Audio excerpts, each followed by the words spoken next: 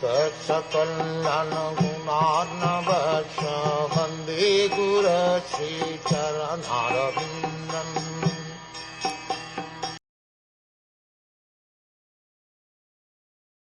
The material manifestation's ultimate particle, which is indivisible and not formed into a body, is called the atom. It exists always as an invisible identity, even after the dissolution of all forms. The material body is but a combination of such atoms, but it is misunderstood by the common man. The atomic description of the Srimad Bhagwatam is almost the same as the modern science of atomism, and this is further described in the Paramanuvada of Kannada. In modern science also, the atom is accepted as the ultimate indivisible particle of which the universe is composed. Srimad Bhagwatam is the full text of all descriptions of knowledge, including the theory of atomism. The atom is the minute, subtle form of eternal time. Atoms are the ultimate state of the manifest universe. When they stay in their own forms without forming different bodies, they are called the unlimited oneness. There are certainly different bodies in physical forms, but the atoms themselves form the complete manifestation. One can estimate time by measuring the movement of the atomic combination of bodies. Time is the potency of the almighty personality of Godhead, Hari, who controls all physical movement, although he is not visible in the physical world. Atomic time is measured according to its covering a particular atomic space. That time which covers the unmanifest aggregate of atoms is called the great time. Time and space are two correlative terms. Time is measured in terms of its covering a certain space of atoms. Standard time is calculated in terms of the movement of the sun. The time covered by the sun in passing over an atom is calculated as atomic time. The greatest time of all covers the entire existence of the non-dual manifestation. All the planets rotate and cover space, and space is calculated in terms of atoms. Each planet has its particular orbit for rotating, in which it moves without deviation, and similarly the sun has its orbit. The complete calculation of the time of creation, maintenance and dissolution, measured in terms of the circulation of the total planetary systems until the end of creation, is known as the supreme Kal. The division of gross time is calculated as follows. 2 atoms make 1 double atom, and 3 double atoms make 1 hexatom. This hexatom is visible in the sunshine, which enters through the holes of a window screen. One can clearly see that the hexatom goes up towards the sky. The atom is described as an invisible particle, but when 6 such atoms combine together, they are called a trasarenu, and this is visible in the sunshine pouring through the holes of a window screen. The time duration needed for the integration of 3 trasarenus is called a truti, and 100 trutis make 1 Veda. 3 Vedas make 1 lava. It is calculated that if a second is divided into 1,687.5 parts, each part is the duration of a truti, which is the time occupied in the integration of 18 atomic particles. Such a combination of atoms into different bodies creates the calculation of material time. The sun is the central point for calculating all different durations. The duration of time of 3 lavas is equal to 1 nimasa. The combination of 3 nimasas makes 1 shana. 5 shanas combined together make 1 kashta, and 15 kashtas make 1 lagu. By calculation, it is found that 1 lagu is equal to 2 minutes. The atomic calculation of time in terms of Vedic wisdom may be converted into present time with this understanding. 15 lagus make 1 najika, which is also called a danda. 2 dandas make 1 muhurta, and 6 or 7 dandas make 1/4 of a day or night, according to human calculation. The measuring pot for 1 najika, or danda, can be prepared with a 6 pala weight, 14 ounce, pot of copper, in which a hole is bored with a gold probe weighing 4 masa and measuring 4 fingers long. When the pot is placed on water, the time before the water overflows in the pot is called 1 danda. It is advised herein that the bore in the copper measuring pot must be made with a probe weighing not more than 4 masa and measuring not longer than 4 fingers. This regulates the diameter of the hole. The pot is submerged in water, and the overflowing time is called a danda.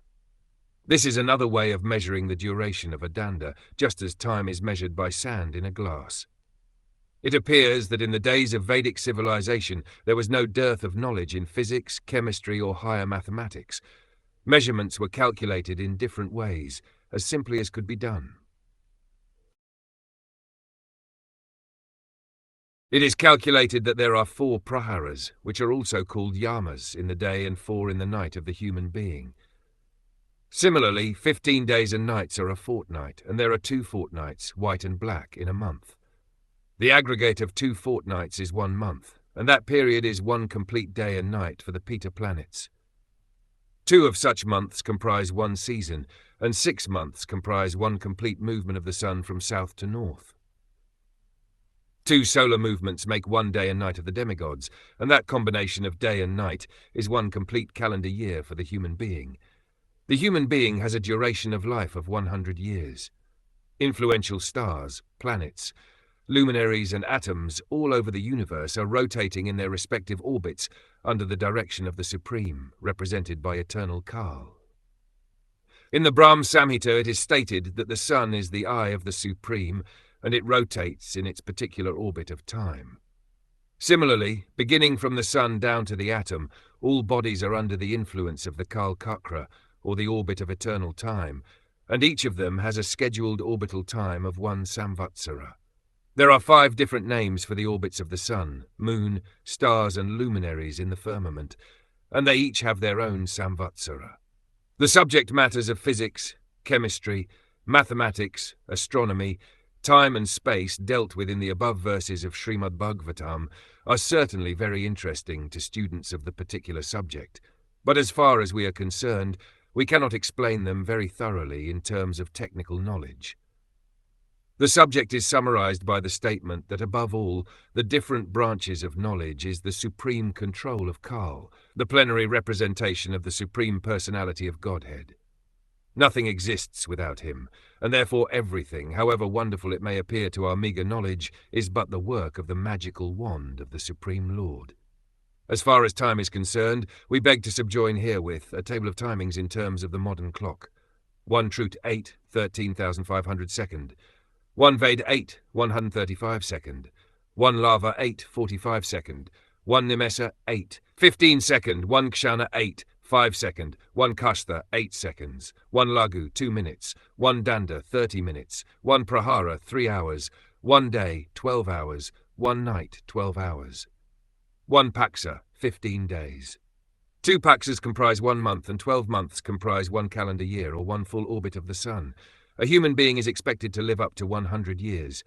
That is the way of the controlling measure of eternal time. The Brahm Samhita affirms this control in this way. I worship Govinda, the primeval Lord, the Supreme Personality of Godhead, under whose control even the sun, which is considered to be the eye of the Lord, rotates within the fixed orbit of eternal time. The sun is the king of all planetary systems and has unlimited potency in heat and light. O Vidura, the sun enlivens all living entities with his unlimited heat and light. He diminishes the duration of life of all living entities in order to release them from their illusion of material attachment, and he enlarges the path of elevation to the heavenly kingdom. He thus moves in the firmament with great velocity, and therefore everyone should offer him respects once every 5 years with all ingredients of worship. Vidura said, I now understand the life durations of the residents of the Pitta planets and heavenly planets, as well as that of the human beings. Now kindly inform me of the durations of life of those greatly learned living entities who are beyond the range of a kalpa. The partial dissolution of the universe that takes place at the end of Brahma's day does not affect all the planetary systems. The planets of highly learned living entities like the sages Sanaka and Brigu are not affected by the dissolutions of the millenniums. All the planets are of different types, and each is controlled by a different Kal Chakra or schedule of eternal time. The time of the Earth planet is not applicable to other, more elevated planets. Therefore, Vidura herein inquires about the duration of life on other planets. O spiritually powerful one, you can understand the movements of eternal time, which is the controlling form of the Supreme Personality of Godhead. Because you are a self-realized person, you can see everything by the power of mystic vision. Those who have reached the highest perfectional stage of mystic power and can see everything in the past, present and future are called Trikaljas. Similarly, the devotees of the Lord can see everything clearly that is in the revealed scriptures. The devotees of Lord Sri Krishna can very easily understand the science of Krishna, as well as the situation of the material and spiritual creations, without difficulty. Devotees do not have to endeavor for any yoga siddhi or perfection in mystic powers. They are competent to understand everything by the grace of the Lord, who is sitting in everyone's heart. Maitreya said, "O Vidura, the 4 millenniums are called the Satya, Treta, Dvapara and Kali Yugas. The aggregate number of years of all of these combined is equal to 12,000 years of the demigods. The years of the demigods are equal to 360 years of humankind." As will be clarified in the subsequent verses, 12,000 of the demigods' years, including the transitional periods which are called Yuga Sandhyas, comprise the total of the aforementioned 4 millenniums. Thus, the aggregate of the above-mentioned 4 millenniums is 43,20,000 years. The duration of the Satya millennium equals 4,800 years of the demigods. The duration of the Dvapar millennium equals 2,400 years, and that of the Kali millennium is 1,200 years of the demigods. As aforementioned, 1 year of the demigods is equal to 360 years of the human beings. The duration of the Satya Yuga is therefore 4,800 times 360, or 1,728,000 years. The duration of the Treta Yuga is 3,600 times 360, or 1,296,000 years. The duration of the Dvapar Yuga is 2,400 times 360, or 864,000 years. And the last, the Kali Yuga, is 1,200 times 360, or 432,000 years. The transitional periods before and after every millennium, which are a few hundred years as aforementioned, are known as Yuga Sandhyas, or the conjunctions of 2 millenniums, according to the expert astronomers. In those periods, all kinds of religious activities are performed. O Vidura, in the Satya millennium, mankind properly and completely maintained the principles of religion, but in other millenniums religion gradually decreased by 1 part, as irreligion was proportionately admitted. In the Satya millennium, complete execution of religious principles prevailed. Gradually, the principles of religion decreased by 1 part in each of the subsequent millenniums. In other words, at present there is 1 part religion and 3 parts irreligion. Therefore, people in this age are not very happy. Outside of the 3 planetary systems, Svarga, Martya and Pal, the 4 yugas multiplied by 1,000 comprise 1 day on the planet of Brahma. A similar period comprises a night of Brahma, in which the creator of the universe goes to sleep.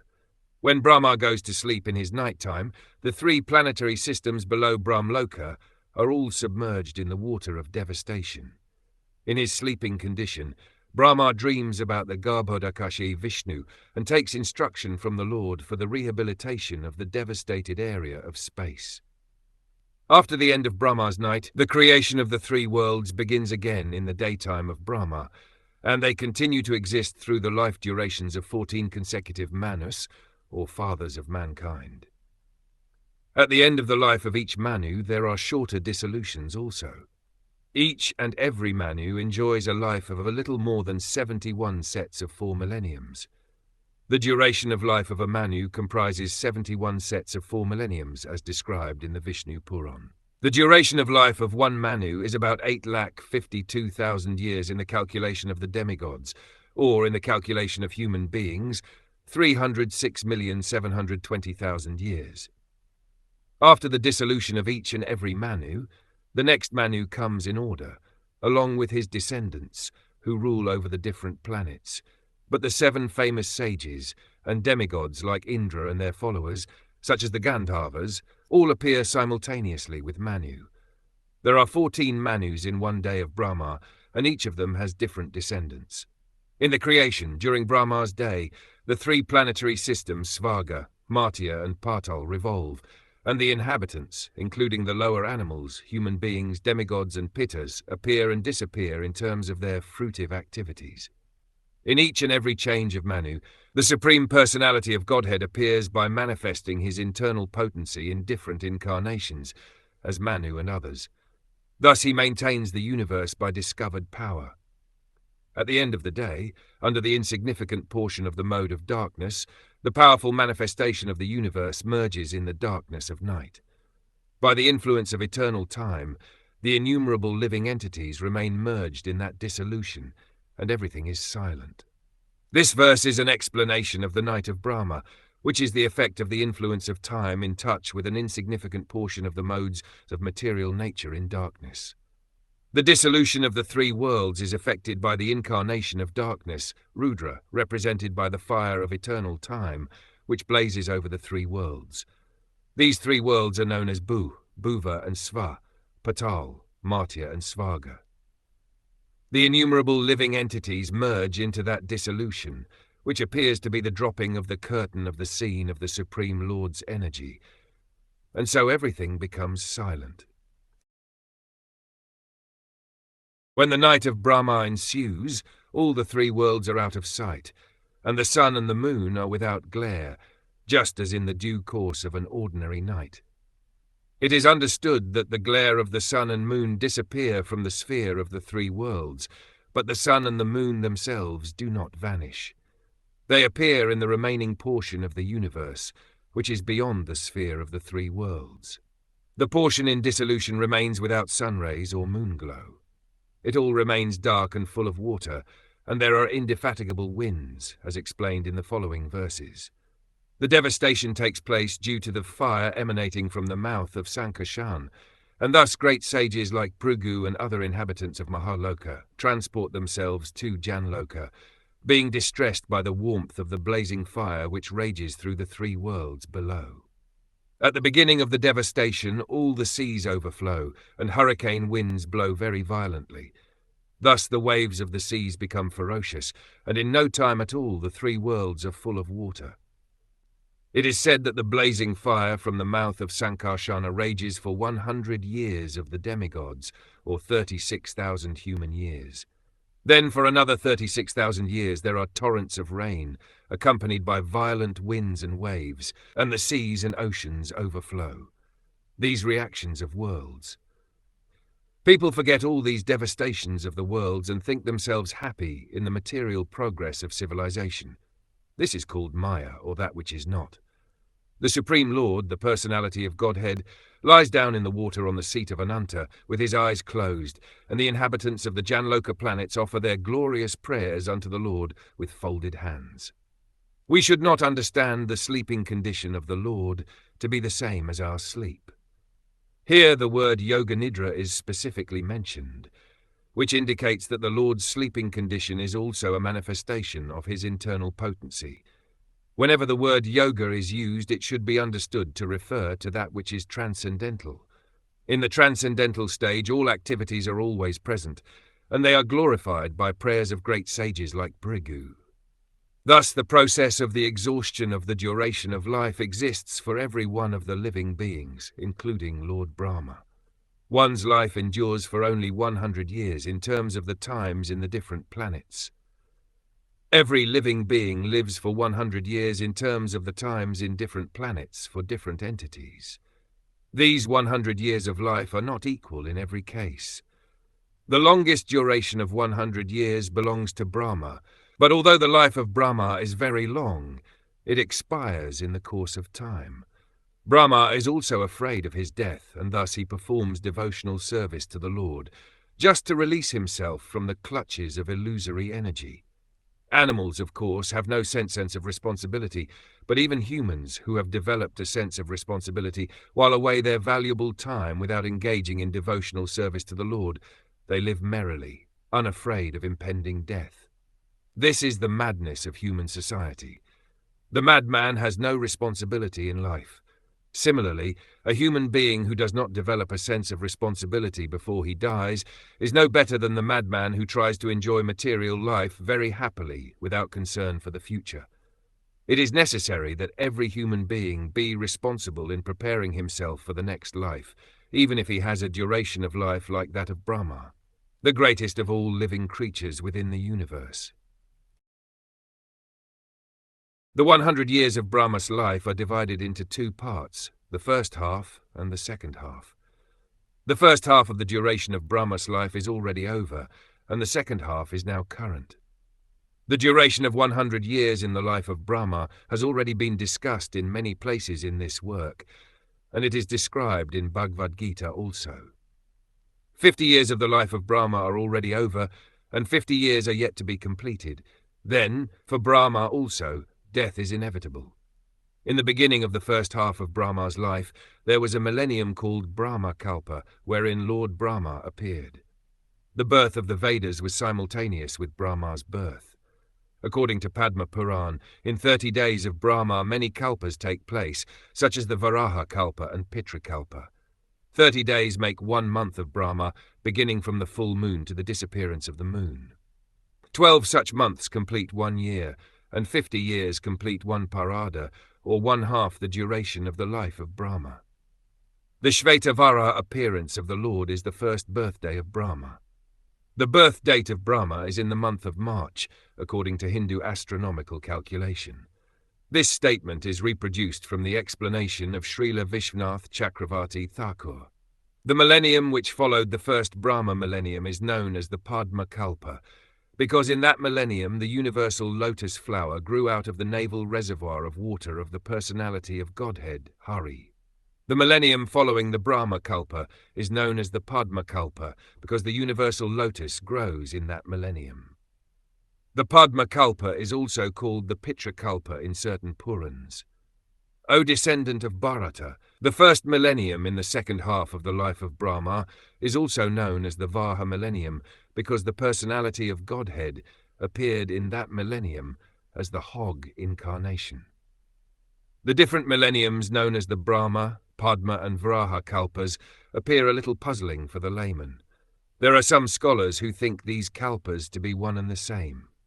According to Srila Vishwanath Chakravarti, the Brahma Kalpa in the beginning of the first half appears to be the Padma Kalpa. We can, however, simply abide by the text and understand that the present millennium is in the second half of the duration of the life of Brahma.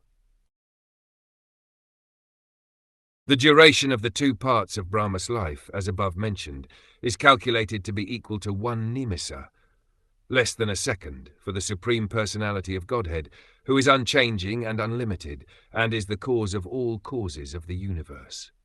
The great sage Maitreya has given a considerable description of the time of different dimensions, beginning from the atom up to the duration of the life of Brahma. Now he attempts to give some idea of the time of the unlimited personality of Godhead. He just gives a hint of his unlimited time by the standard of the life of Brahma. The entire duration of the life of Brahma is calculated to be less than a second of the Lord's time, and it is explained in the Brahm Samhita as follows. I worship Govinda, the Supreme Personality of Godhead, the cause of all causes, whose plenary portion is Mahavishnu. All the heads of the innumerable universes, the Brahmas, live only by taking shelter of the time occupied by one of his breaths. The impersonalists do not believe in the form of the Lord, and thus they would hardly believe in the Lord's sleeping. Their idea is obtained by a poor fund of knowledge. They calculate everything in terms of man's capacity. They think that the existence of the Supreme is just the opposite of active human existence. Because the human being has senses, the Supreme must be without sense perception. Because the human being has a form, the Supreme must be formless. And because the human being sleeps, the Supreme must not sleep. Srimad Bhagwatam, however, does not agree with such impersonalists. It is clearly stated herein that the Supreme Lord rests in Yog Nidra, as previously discussed. And because he sleeps, naturally he must breathe, and the Brahm Samhita confirms that within his breathing period, innumerable Brahmas take birth and die. There is complete agreement between Srimad Bhagwatam and the Brahm Samhita. Eternal time is never lost along with the life of Brahma. It continues, but it has no ability to control the Supreme Personality of Godhead, because the Lord is the controller of time. In the spiritual world there is undoubtedly time, but it has no control over activities. Time is unlimited, and the spiritual world is also unlimited, since everything there exists on the absolute plane. Eternal time is certainly the controller of different dimensions, from that of the atom up to the superdivisions of the duration of Brahma's life, but, nevertheless, it is controlled by the Supreme. Time can control only those who are body-conscious, even up to the Satellok or the other higher planets of the universe. This phenomenal material world is expanded to a diameter of 4 billion miles, as a combination of 8 material elements transformed into 16 further categories, within and without, as follows. As explained before, the entire material world is a display of 16 diversities and 8 material elements. The analytical studies of the material world are the subject matter of Sankhya philosophy. The first 16 diversities are the 11 senses and 5 sense objects, and the 8 elements are the gross and subtle matter, namely earth, water, fire, air, sky, mind, intelligence, and ego. All these combined together are distributed throughout the entire universe, which extends diametrically to 4 billion miles. Besides this universe of our experience, there are innumerable other universes. Some of them are bigger than the present one, and all of them are clustered together under similar material elements as described below. The layers or elements covering the universes are each 10 times thicker than the one before, and all the universes clustered together appear like atoms in a huge combination. The coverings of the universes are also constituted of the elements of earth, water, fire, air, and ether, and each is 10 times thicker than the one before. The first covering of the universe is earth, and it is 10 times thicker than the universe itself. If the universe is 4 billion miles in size, then the size of the earthly covering of the universe is 4 billion times 10. The covering of water is 10 times greater than the earthly covering. The covering of fire is 10 times greater than the watery covering. The covering of air is 10 times greater than that of the fire. The covering of ether is 10 times greater still than that of air, and so on. The universe within the coverings of matter appears to be like an atom in comparison to the coverings, and the number of universes is unknown even to those who can estimate the coverings of the universes. The Supreme Personality of Godhead, Sri Krishna, is therefore said to be the original cause of all causes. Thus, the spiritual abode of Vishnu is eternal without a doubt, and it is also the abode of Mahavishnu, the origin of all manifestations. Lord Mahavishnu, who is resting in Yog Nidra on the causal ocean and creating innumerable universes by his breathing process, only temporarily appears in the Mahat Tattva for the temporary manifestation of the material worlds. He is a plenary portion of Lord Sri Krishna, and thus, although he is non-different from Lord Krishna, his formal appearance in the material world as an incarnation is temporary. The original form of the personality of Godhead is actually the Svarupa, or real form, and he eternally resides in the Vaikuntha world, Vishnulok. The word Mahatmana is used here to indicate Mahavishnu, and his real manifestation is Lord Krishna, who is called Parama as confirmed in the Brahma Samhita. The Supreme Lord is Krishna, the original personality of Godhead known as Govinda. His form is eternal, full of bliss and knowledge, and he is the original cause of all causes.